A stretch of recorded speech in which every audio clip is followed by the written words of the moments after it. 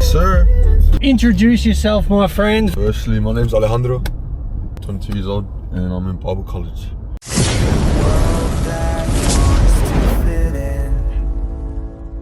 We stand out with a joyful grin. Ego knit, our hearts unite. Founders of love shining bright. We're Team Weird, and that's alright. Peculiar souls dancing in his light.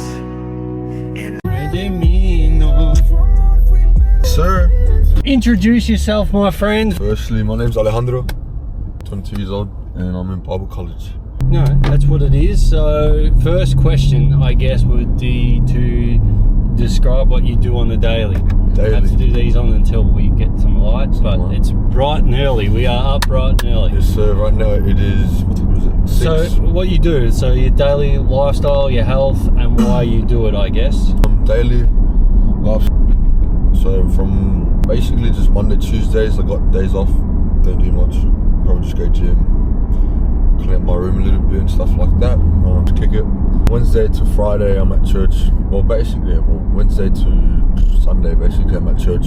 Wednesday to Friday, I'm at college, studying in Bible college. And then Saturdays, sometimes we've got some sort of event or something happening at church. And then Sundays, obviously, we got church and serving and helping out. What's my health look like? I try to keep a pretty strict diet, bro. Tuna and rice, bro. As he just dropped his packed lunch in the back. Right. Can I put my packed lunch in the back? Yeah, you can. I'll show you guys. I've got So, why do you do that? You said, how old are you? 22. So, why does a 22-year-old pack his lunch and go to the gym? First of all, save money, and I know what I'm eating, and I can track everything. So if I'm trying to lose or gain weight, I'm gonna do that pretty easy, bro. I learned that from young. I started going gym when I was like 15, and I was like, yeah. Is that because you're a tradie? Just because I was People go to the fat. gym? Just because I was fat, and Actually fat? actually pretty fat as a kid. I started playing soccer, and then working out, and then I started working. So that's when I started going gym. Because I couldn't go soccer. You've been so cute. Right, I Sorry. was a pretty round ball, man, and with a throw as well. So that's my health, bro. I just try to keep my diet pretty strict, and then gym. Try to go 5 times a week. And then routine-wise, when you say you get up in the morning and you go to church, a bit more detail about what you do as you and why you do it. So during the week, well, basically all day. So every day, wake up. First thing, my first thought is God. I'm thankful for the day. Do a little prayer. I tell Him I'm surrendering my life to Him. Just daily surrender. That's what we need to do. Daily gratitude as well. Just speak to Him, spend time with Him. Put a bit of praise and worship as I start my morning, bro. Wake up, obviously, get out of bed, brush my teeth, do what you need to do. Stuff. Do what you need to do, but I just do it with my praise and worship playing and be with Him while I do everything. Then if I got college, I'll probably leave on Wednesday. I'll probably leave around 5:30 just to, if I'm training it in, I'll leave at 5:30. And then the rest of the day is probably 7ish. And then Nice. Sundays, I have to be at church probably around 7. So this bounces around, which you would have, if you looked at the questions, I don't know if you looked, but it bounces around for a reason. Yeah. I guess, so you're not stuck on one thought, you don't get lost in it. So if you were speaking to your younger self with lessons learned, I know we haven't got into the lessons, what advice would you give to your younger self? What advice would I give to my younger self? If any. First one would be, you're not too cool for God, bro. Because I know as a probably 16 to 21-year-old, I was too cool for God. That's not what I do. I don't do God. This is not my time for God. I tried God, but I'm too cool for Him now, so I'm just going to live my life however I want. Yeah, it's not my thing. It's not my vibe. The other thing would be smart with money and be wise, bro. Don't be silly with it. Because you never know what's going to happen. Amen. Who do you look up to and why? First and foremost, obviously Jesus Christ. Best example to be lived. So I think Him, bro, Jesus Christ, and just our pastors at church, just one in particular, but obviously Pastor Russell, bro, he's the man. Just the way he composes himself, the way he preaches, the way he's just the man of God he is. Such an amazing church there.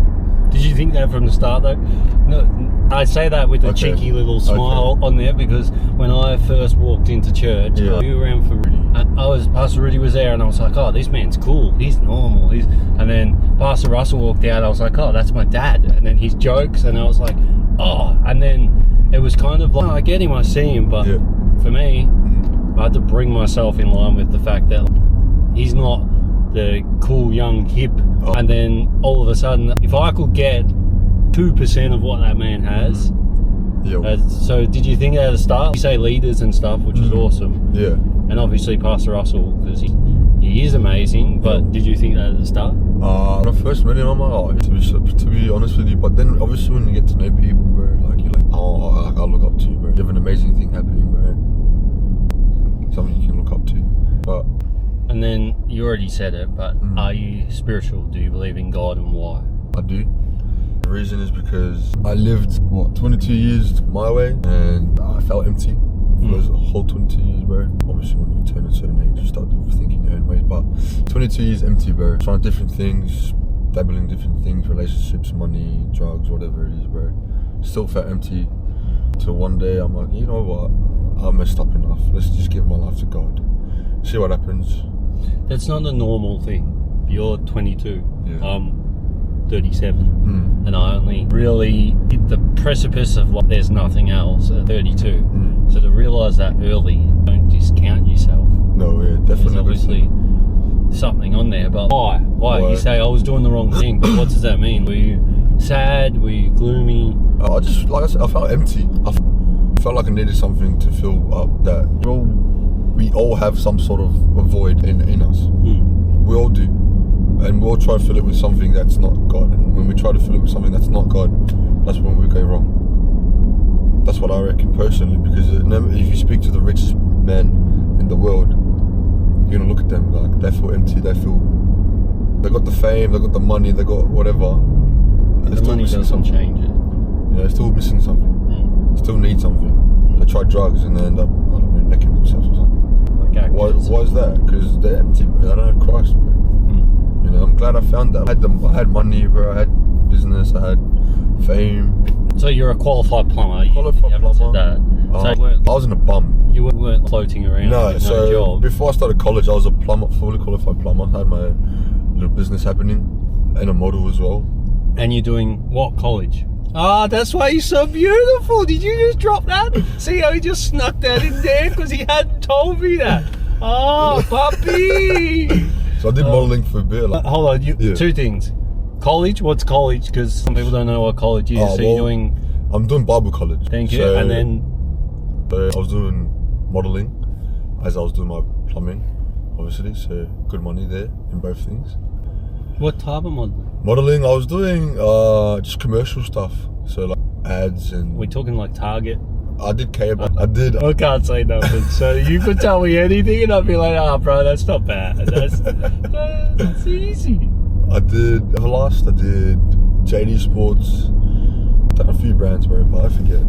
I did Realism as well. I did a runway for Realism. It was pretty cool, but very worldly. That's another story. Don't get me going, because I'm sure I would love to, even the ones that aren't worldly become worldly. Yeah, something like that. And so I left all that. I left work. I left modelling. I left basically my whole old life and just started fresh, bro. New friends, new people, just everything that I surrounded myself with was. Is there a moment that if you could shake yourself and just go, do it now, you would? Or you're like, no, I see why God's let me go through that many years and do that thing. Or maybe you don't see it yet because you are still young. I haven't seen it yet. But I did go through plumbing. Just leave it. But looking at it now, I've learned so much. Bro, you will use that. As someone who didn't want to do their trade, like there's no love for it. Is the easiest way, but there is. Because, I don't know, it's on your resume. And it sounds like that's a stupid mum and dad comment, but it is on your resume. Everything you do, even, I don't know, the stupid mistakes you've made, they're on your resume in a good way, not like the world resume or Lord's got it against you. But no, definitely. And it's a good thing because the skills I've learned in my apprenticeship, I can bring them over into college and, I think that would have sped you up to where you are. 100%. I started working when I was 14, 13, I started working. And then you had money before normal people would have money. Yeah, I was just spending on food. That's why you're so big. I just started eating good, bro. Greatest course or book you've ever done? Has there been, or is that just what you're doing now? Well, obviously right now, college, bro, best thing I've ever done. I never thought I would be doing it, but most amazing thing I've ever done. Just building up myself, my foundation, just amazing. But book, I read it 3 weeks ago. Obviously we got On the Key up there by Pastor Russell. But another one that I really loved was Dangerous Prayers by Craig Rochelle. Haven't read it. I smashed it out in 4 days, bro. Mind you, that's the only 2 books I've finished. I'm a terrible reader as well. My goal this year is 10 books. I'm halfway through 2. Bro, and it's not because I don't enjoy the book. Me, bro, but I just smashed it out with Audible and I follow along. I follow along as well. That's not cheating. It's cheating. Because then you're double getting it, you know? Mind you, I'm dyslexic too, so... Oh, nice. So I struggle with reading. I feel like I am, but maybe I'm not. Maybe. But I do things like throw my wallet in the bin rather than rubbish. Well. But, yeah, so I did that. So those 2 things, college and Dangerous Prayers. One, to lead in, a man of your age, it's something that follows us whole even at my age, but do you have social media? Do you use it? And how do you use it? Differently, if you use it differently. I had social media, not anymore. Got rid of it because it just annoyed me. Why did it annoy me? Because I used to be on it for like 8 hours a day, and then I dropped it down to 4 hours. And then it just annoyed me. When I saw it, we were... Crack that you don't realise that you're taking. It is, bro. It's straight. It's a drug. It's a type of addiction, bro. You like that scrolling. So I got rid of it because I'm spending 4 hours on this thing where I could spend those 4 hours with God and do other productive stuff instead of me just sitting on scrolling and just doing nothing with my life. So that's why I got rid of it. But I want to get it back because I want to start doing some type of videos and start posting and just teaching. I think there's a way to be used. Because God gave me the platform, right? God gave us all the platform. Right, and we have the option on how to use it. We have the option to just sit there and be a consumer or be the provider. So what, if you're going to sit there and consume it for 4 hours, or we're going to provide people? But there's I'm playing this game of the creation consumer. God created us to create. He's the ultimate creator. Yes, yeah. But what are you creating for, or what are you creating? That's it. Which sounds like what you're getting to, but then there's the worldly connection, which the devil's very smart. He can swap it in an instant to the other thing. So I'll follow you. I'll follow you. What are your life, business, family goals, if you have any at this point? Or what, 1 year, 3 year, 5 year, or just something that you feel like you always want to do? Or something I want to do is... Or maybe something God told you that's on your life that you're like scared to say, but you should say. Business or just life for I don't know when, but sometime in the future. I just had a download of information one night. It was like 12 o'clock and I got out of bed and I started just writing everything down. And it was the name of it was Creating for the Creator. So what does that consist of? It's just imagining a massive complex, right? It's got podcast studios, music studios, all sort of studios. You can just go in there, do whatever you want, be creative. It's got videography, it's got... I can't remember what they're called. It's like an American name for it, where it's like a community and it's all around the actor in Shazam. It's a stupid movie and he just does the stupidest, but I researched him, he's Christian, you should look it up. So he's creating that, but in America he's mega rich. So I want to create something like that, right? Yeah.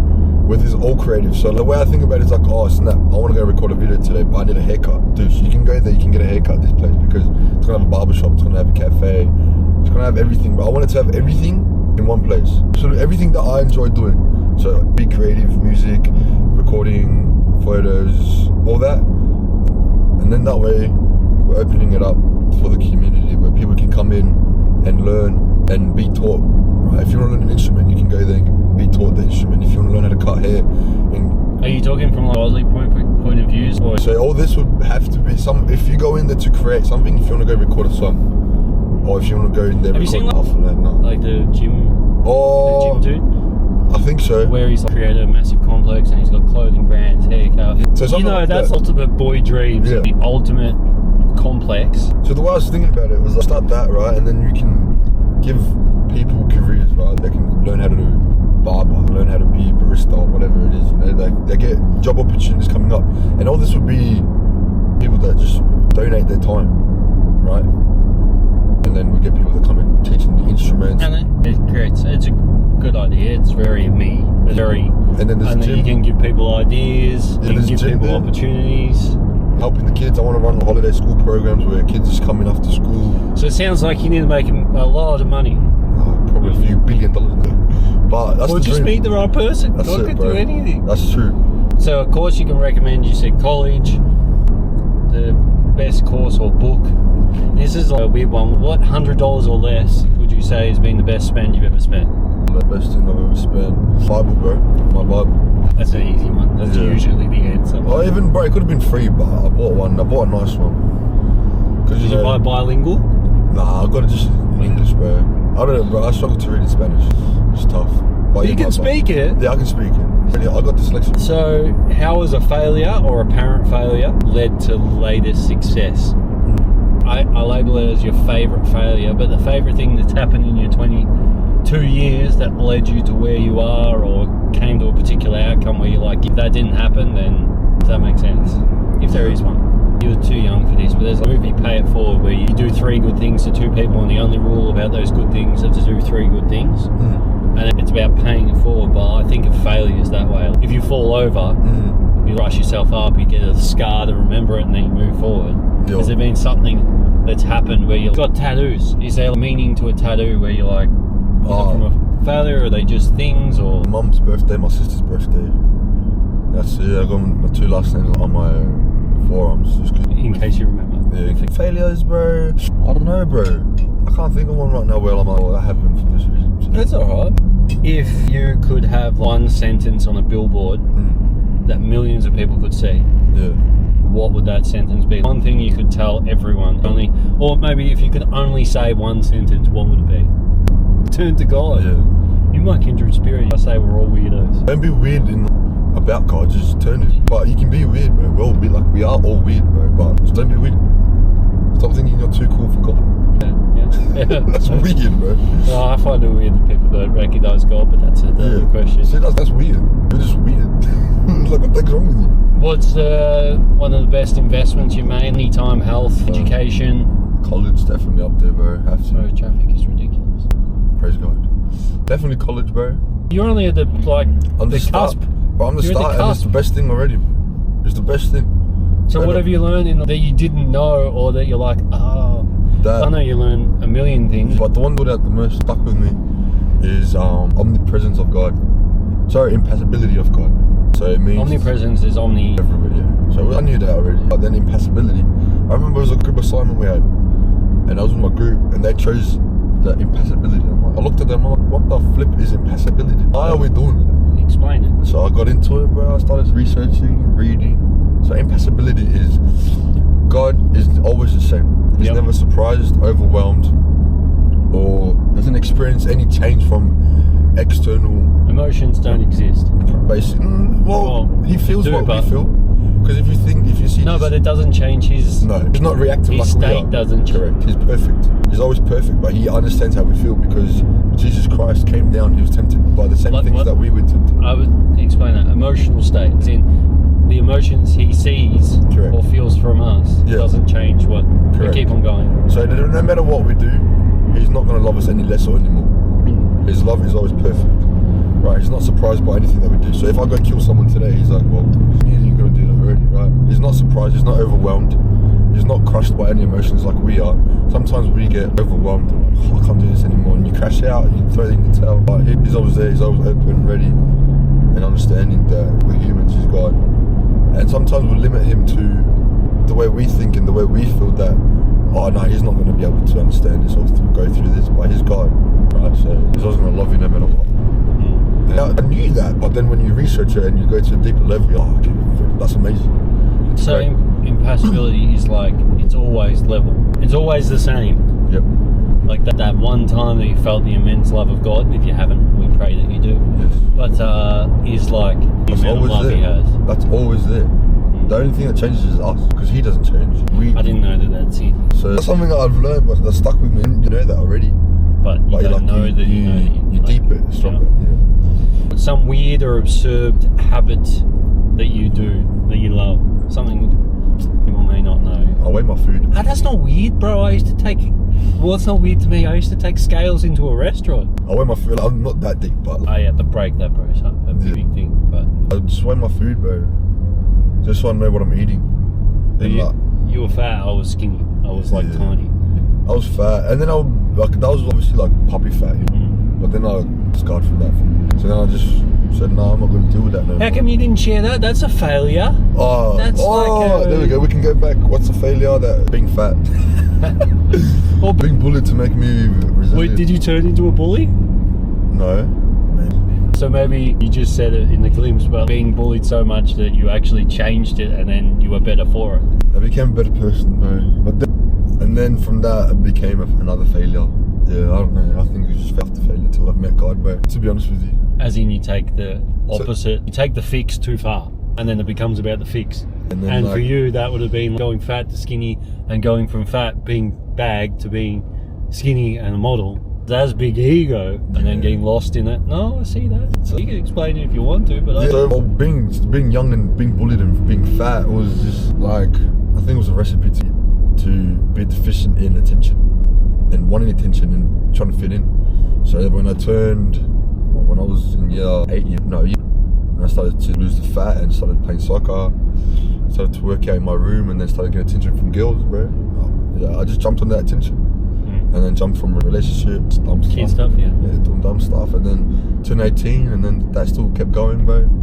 Relationship to relationship, now it's just different levels, bro. Just going out every night, just trying to find something. And being a model and looking decent, it's not hard for you to find stuff, so you're gonna be doing whatever, whenever you want, bro. And that leads to the next thing. Yeah, it's a gateway of sin, bro. So in the last 5 years, something new, like a belief, habit, behaviour that has most improved your life? You can say Bible college and accepting God, but what do you do that you do every single day, and the days you don't do it, you're like, ugh. Yo, definitely waking up and saying to God, I surrender my life to you today. And that's new. That's like 2 weeks old. But I've missed a few days where I haven't done it, and you feel the pressure, or just feel the enemy a bit more, I reckon. Position of without doing it when you don't do it. Mine's similar. I reckon 6 months on and off, but I get up and it's like, the first thing is like, God, thank you, or I pray over my wife. And the difference might be that I used to grab my phone, check the time, and now I might pray, grab my phone, go to the toilet, go upstairs and check my phone. It doesn't always feel like it's a massive difference. No. But when I get up and rush, my heart starts on a different beat. Does that make sense? 100%. And I just find a lot of rest, like it's weird to say if you're not a believer, I don't know, but you get rest from it, bro. You feel peace, you feel like he's in control, right? So whatever happens, it's his plan. Because you don't have to think, oh, it's me, and if it's if something goes wrong, I messed up. No, God's plan, what is it? You just want to fulfill what he wants me to do and just honour him in everything that I do. And if you start thinking or doing things that are not aligning with what he wants, bro, he's going to check your heart. He's going to be like, oh, Vic, I shouldn't be doing this. Sorry, God, I repent from this. And then you turn back for him too. Also, when you make a mistake, you start seeing the lesson in it, so you don't make the mistake again, rather than seeing the mistake. I went on a trade site yesterday and I was there for 8 hours, and there's like, I'm in my zone, I got my headphones in, but then something would go wrong and I'm just around, they're not bad people, just my dad and workers, and I just hear myself swearing, and I'm like, oh, I just have to bring God into that zone of, I'm not gonna... It's tough, bro, especially because, yes, it's tough, especially being a tradie, bro. I reckon that's where the hardest is, bro. There's no HR, bro, in tradies, bro. No, they think there is, but... There's no HR, bro. If you tell them your mum this and that, bro, what are they gonna go do? Cry? But I feel like you're in an office space, right? You can't really talk that, you can't be that vulgar. But on a trade site, bro, vulgar is nice. No, you can't. I'm raised in a tradesman's house, and it's like, if they're picking on you, it means they love you. That's it, bro. That's bad. Straight tough love, bro. Bad. So you can say that plumbing's your field, but you don't really have to. But if you were gonna say someone going into plumbing, would you give them any advice? Don't do it. All right, we'll leave it there. Would you give any advice to someone younger in that field, or that's your old field? I don't know what your new field's going to be, but just to help them, someone who's like, oh, I'm struggling, or I want to do it. Definitely is. Because not some people are called to be plumbers. People are called to be certain things, even for a season. 100%. So 100%. If you're doing plumbing, bro, learn as much as you can. What I would recommend was probably go to some sort of domestic company. Try not to do big commercial sites, just because you're not going to learn anything. Go to a domestic house, a domestic company which that do already older houses or new houses. But get seasoned. Just learn as much as you can, as soon as you can, so then you can just leave and start your own company, bro. Because when you're working for people, bro, you're not going to make much money. So that's what I would recommend is do your And you can apprenticeship get it, you can do it your way. Whereas when you work for people, it's their way. their way, bro. And you can manage your own time to an extent, obviously. I started my own company when I was like 20. I started my business. You're only 22. I forget. And then I left. I learned what I needed to learn. Left. And then this leads into the next one. What have you heard in the world of plumbing that you're like, that's not right? Piece of advice. I love saying this is just a general advice. People say fake it till you make it. Yeah, and I think best. that's not right. If you don't know something, go learn it. Okay. Faith it till you make it. 100%. But Don't fake it. is there anything where you're like, yeah, that's not right? Yeah, try your best, silicon the rest. That's one of them. Yeah. Try your best, silicon the rest. Nah. Who runs downhill on payday's Friday? Yeah, that's cap. Yep. That's straight rubbish. Slap it on, bro. Just put a bit of glue and you'll be alright. Nah, I don't know. It's just everything, bro. It's all trying to scam you. Alright, so when you feel overwhelmed, what do you do to refocus? When everything feels like too much? Just pray, bro. Just release everything to God, bro. Just give him everything. Okay, on that point of praying, To be honest, I feel like I feel like my prayers are never pray and then you're like, just that wasn't what I wanted to get out of. Not want to get out of, but I just want to be better at it. Do you Yeah. feel like you're in the baby steps or like, nah, when I pray, I can see things shift or you just feel better? I can see stuff shift. Obviously not every time, but it's pretty consistent, bro. And that's why it comes back to surrendering my life to God every day. Because then if something happens and I feel overwhelmed, like I'm speaking to God every step of like everything I do every day. Throughout the whole day I'm speaking to him, right? I get a text and it's something that I don't want to read about and something that's down or whatever, something that's, oh frick. My God, take control. God, just, I'll give you this, help me, help my heart. So then I feel like you don't let everything bottle up and poof, you blow up, or like, oh God, this, but if you talk to him every single time, step of the way, or every moment of your life, bro, it's gonna be easier and you're not gonna get to that tipping point. A word of advice on that, from my experiences, everything we think that matters, like this car and having petrol and having money and everything we think that matters, like if this car broke down and we're right there, does the world end? No Do way, you bro. die? No. If you can't pay for something, do you die? No. See, that's where I was stuck, bro. And I deal with that every day. Does this thing that I'm so stressed about really matter? No. And it's like, no. What does matter? That's Exactly what you said. You I'll- just got to pray about it and God will show you whatever is in that. He's the provider. It's crazy to think. I've been working since I was 14, had money since I was 14, right? 14 to 22, however long that is. 8 years. But you've never been provided for because you didn't have. I didn't start off young. Obviously, mum would help me out when I needed the money, bro, or whatever. But I became the man of the house at 14, bro. In your head, anyway. Yeah, well, When you got older, your mum gave you that title, but well, the father figure left, so then I'd step in and help mum out, bro. I obviously didn't pay bills at that point, but I was making $200 a week, bro. I'll buy my own stuff instead of mum having to buy my stuff. And since then, bro, I've been like, I need to get this, I need to provide for this. well, you were the man of the house. You were the only man, is what you're saying. So then You pick up the mantle. You don't want to to. take care of mum and look out for my sister. Obviously, I wasn't taking care of her, bro. She can take care of her own stuff, bro, and cuddles. But and I was struggling before I started college. I was going through that. How am I going to provide for help mum out? Because obviously now I was making good money when I was a plumber, bro, helping mum out, paying rent, buying groceries, and then I had a girlfriend at the time. And I'm like, oh, if she wants to go somewhere, how am I going to be able to provide for that? But then when I was in college, when I went to the college open day, everything, all my thoughts were like answered. Put into a filing cabinet. They're still there, but they're in order. Oh no! They're like I was thinking, I'm like, how am I going to be able to provide for my family? And then the pastor was talking about literally, if you think you're not going to be able to provide for your family, God's got a plan. Just give it all to God. Freak, bro. How am I going to give? What is he going to put money in my pocket just because? Sometimes, yes. Yes, bro. It has happened, bro. Anyway, I keep all that, but I haven't worked for like 10 weeks. I don't know how long it's been. Since 3 months, almost. I haven't worked for, and I've been good, bro. I've been good. I've been able to go places, been eating. I'm not homeless, and I haven't worked. So People put their hand up and drive him to college. man, bro. So I'd have to wake up at 2 in the morning to catch the train. But it's God provides. God makes a way. God is good. There's no other way about it, bro. So He will provide for you. He'll make a way. I haven't worked for 10 weeks, bro. From when I was 14 to 22, I worked my whole time, bro. I had money. Which is the understanding of your brain. You can hear it when you talk. It's like, we're raised to think money is the answer. And you're saying literally, you made a decision based on money, based on God, and He's given you the answer, or He is still. I'm sure it's not all worked out, but it's still happening, bro. It's still going, bro. But like, what I've learned so far is I'm not gonna die if I don't work. He will make a way, and it doesn't mean that you just sit on your bum and do nothing, bro. Lazy, because that is a sin as well. Yeah, you don't want to be lazy, bro. But and He obviously wants me to focus on college, bro. Do what I need to do, because He sent me there. He told me to go do college, bro. If He didn't want me to go do college, I'll just be still working, still be on the site right now, bro. Making money and reading my Bible, but not really getting deeper. So, I praise God. Amen. Whatever He has next will be big. So, your greatest battle in life, mentally, physically? I know it's only been 20 years, but you say 14 to 22. There sounds like there's. Well, you said you touched on it a little bit, and not prying or anything, but I just hear things. You say the man left, and then you became the man.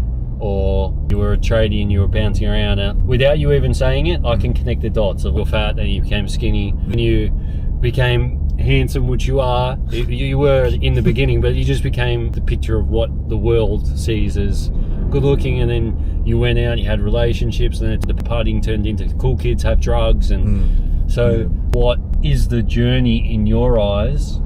And I guess the outcome is God, but how did you step into church? Was it just randomly you went, or you were called, or your mum pushed you? Well, I grew up in church my whole life, right? I've been going, first it was Catholic, then I hated that because I was hella boring. It was. Not like, nothing against them, but it's just not for me. But I'm not trying to sit there and read a book, bro. Let me do something. Anyway, so we're Catholic first, and we went to a Baptist church. And that was more fun, more upbeat. And then it just became a more holistic church, and I'm like, yeah, stuff like this. Mind you, I was still young, I was like 12 at this point, so I didn't really understand too much. And then we went to a different church when I was like 13. That was good, I learned a lot there, but I didn't really build a foundation or relationship with Christ. It was just more, I'm doing this because I have to do this. I forgot the question. Your journey, Okay. It's essentially, how did you get to doing college? How did you get saved, born again? So, I'm guessing you said, yes, God, I want you back. of course. You came back, but people imagine it as a glowing moment or a significant thing. What was it that got you back? So I was living my life, obviously. I left home when I was 18 and then came back when I was 20. And then mum's like, we should go Planet Shake. I'm like, why the heck would we go Planet Shake? Because you hated it, bro. Because she would never let me go boom when I was younger. She was like, no, you're not going there. I'm like, why? There's buses that take me and the buses that bring me back. She's like, nah. But I was not allowed to do anything when I was younger. Homeschool, that was it. Sometimes, so I was pretty locked, right? And I got surprised when she said, let's go Planet Shakers when I came back home from after living my, the prodigal son, the Southeast campus. And you just feel your heart counting, bro. Like, heck. And then they're like, if you put your hand, obviously you put your hand up. And if you put your hand up, come up to the front. I'm like, no, I'm not doing that, bro. I had too much ego. So I'm like, I'm not going to embarrass myself in front of everyone, And then someone tapped me, they're like, let's go. I'm like, freak. Got caught out, so I had to go.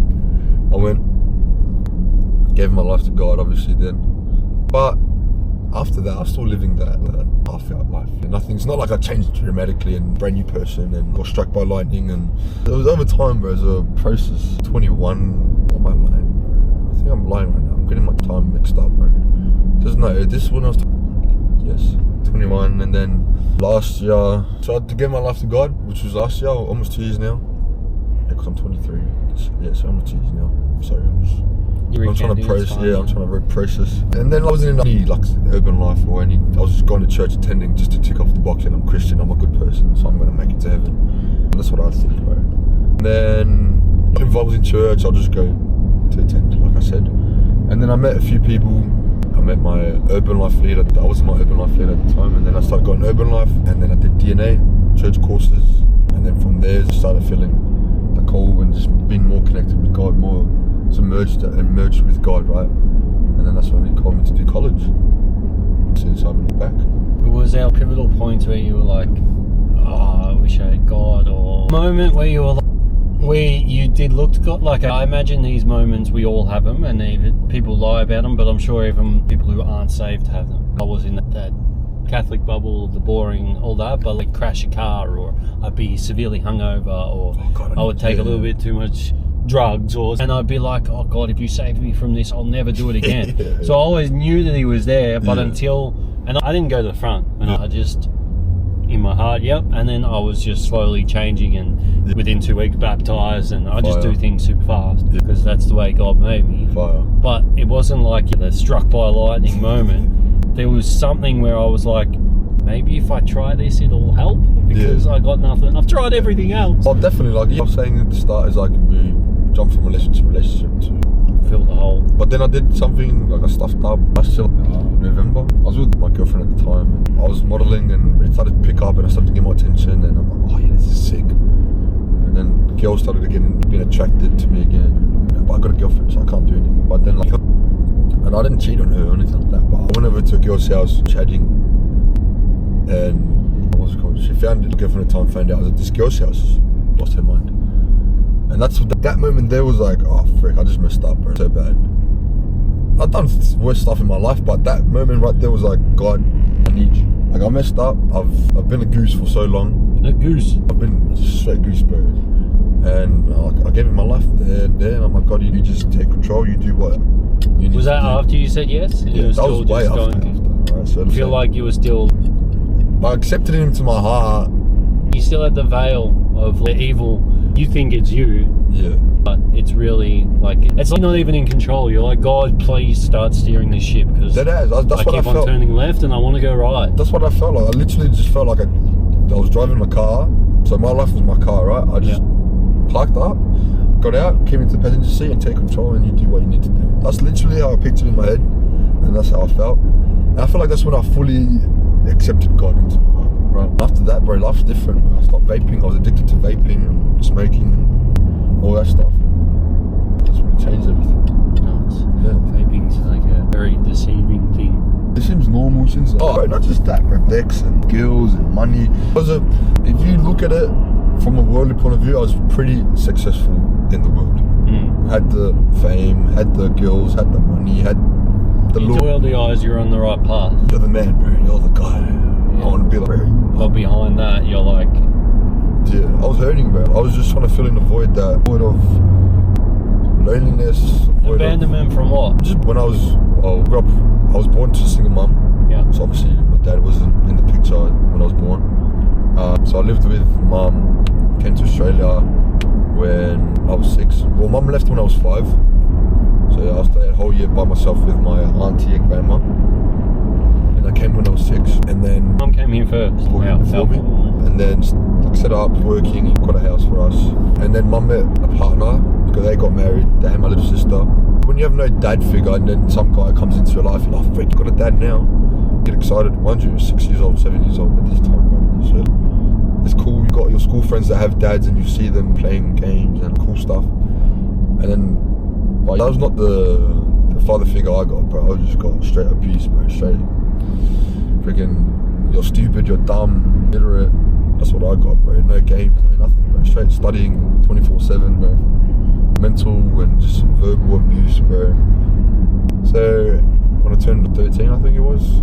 As in your stepdad? My stepdad. That's what I got. What I was hoping for was what I saw at school with other mates and their parents and their dads. Sorry, it was like go out and play. They ride their bikes together. They come riding their bikes to school. But I didn't get that, bro. So I think that shook me up a little bit. It was like, oh frick, I just shut down to any type of father figures or anyone that tried to come into my life. I was a man and told me what to do.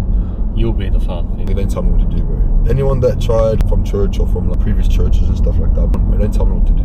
Get away, you know. And then so I think that's where my abandonment issues came from, and then obviously from my bullying was like where I wanted to be noticed and fit in. So then when I started working out and looking better and just got the attention from. So when your mum did the courageous thing of leaving you behind for a year, do you remember that? Or no? Not really, bro. I was 5. I remember a little bit, but all I remember is coming here, getting into Australia. And what about that? You moved here from Colombia and you've already got Spanish, you're Colombian, you're 5, 6 years old, you said. So like coming into a brand new world with new people not speaking the language, is that hard? Honestly, brother, I think as a kid, bro, you learn you grab it, you catch it. But what I do remember was our first day here. Because in Colombia, we've got like little corner stores everywhere. Tiendas, yeah. So I'm like, oh, mom, give me money. I want to go to the tienda. She's like, there's no tiendas here.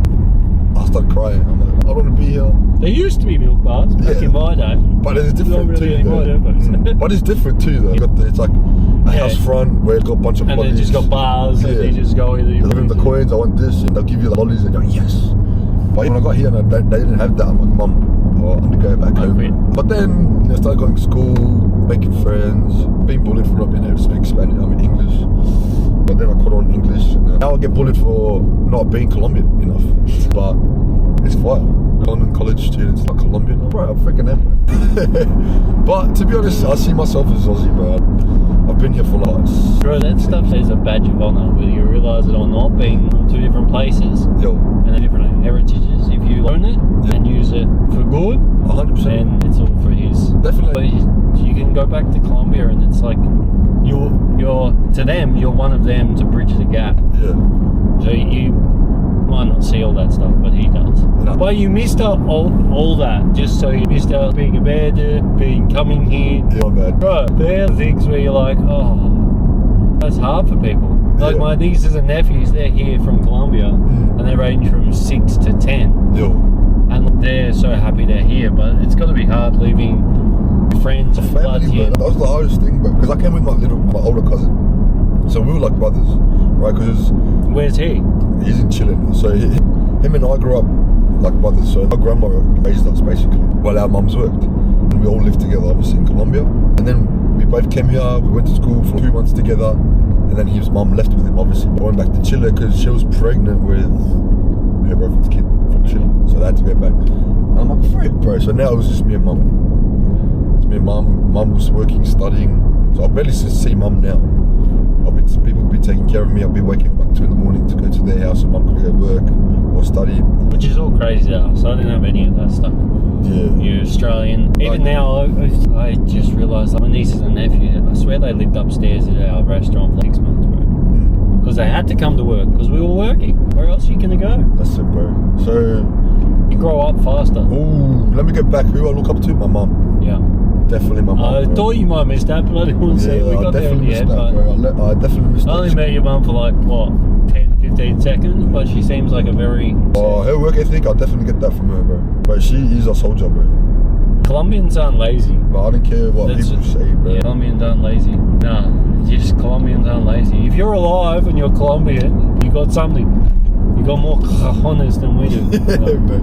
Hey, if you're Colombian and you're in Australia, bro, you can make it out. Hustle, bro. In Australia? Or... if you are, you can hustle, bro. Make it out, bro. It's hard, bro. It is expensive, bro, but I know a lot of Colombian people. Well, your mum, she's an angel. I think if you connect the dots, mum left you. We have people who leave their kids for years and years, and I'm like, how? And their kids are calling them, crying, and then her getting up and studying because she had to study until she met someone, and then meeting that someone, then going through the whole experience, and then obviously you said that they're not together.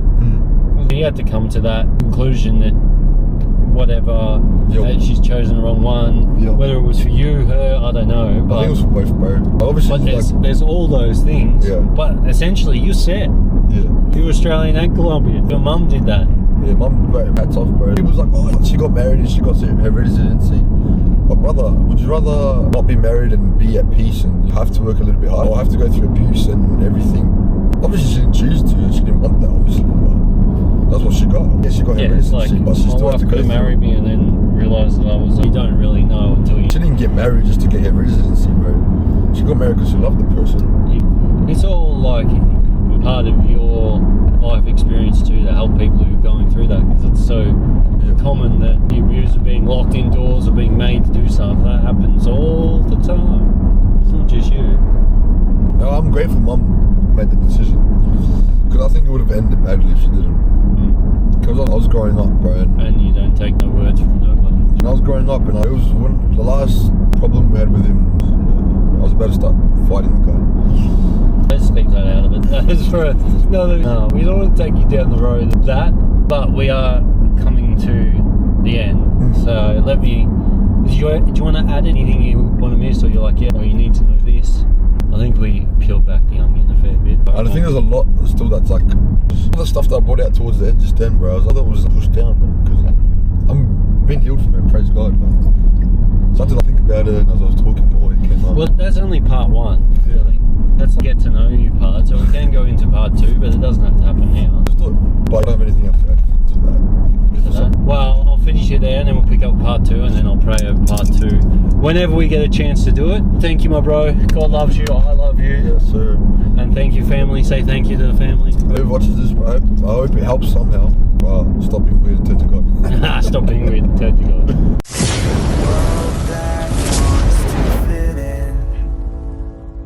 We stand out with a joyful grin. Ego knit, our hearts unite. Founders of love shining bright. We're Team Weird.